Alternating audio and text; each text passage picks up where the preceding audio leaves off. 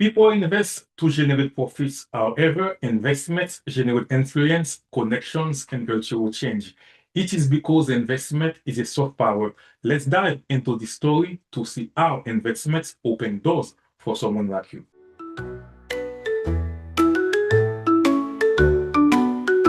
Let me tell you about Jerry. Jerry lives in a small community where life is simple but limited. No restaurants nearby, no buses, no taxis. The closest place to get a decent meal is only 3 miles away. But if you don't have a car, you might as well be 30 miles out. And to make matters worse, those restaurants don't take phone or online orders. If you want food, you have to show up in person. Jerry looks around and sees the problem. He has one thing that most people in his neighborhood don't, a bike. So he tells the community, write down what you want, I will go pick it up and bring it back to you for a small fee. That idea explodes like wildfire.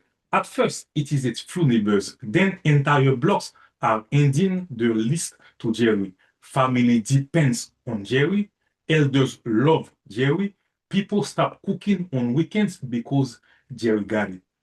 Soon, Jerry can keep up with others, so he recruits help. Kids from the next street, then adults from nearby communities who have scooters, cars, and bikes.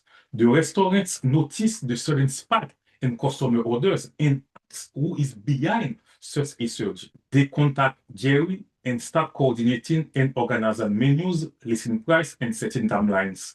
Other nearby cities want the same service. Jerry turns his in-written system into a structured food pickup and delivery operation. And then something wild happens. A software developer hears about this neighborhood delivery system, and that model inspires big investors and app developers. Jerry's small town idea later evolves into what we know now as Uber Eats and Doordash. Then comes the big civic impact. City officials notice the economic boost. Local restaurants grow, small drivers earn steady income. Food accessibility improves in neighborhoods that were practically food desert. Community leaders invite Jerry to speak about transportation gaps and food access. They ask him to sit on local advisory boards to help design better mobility programs.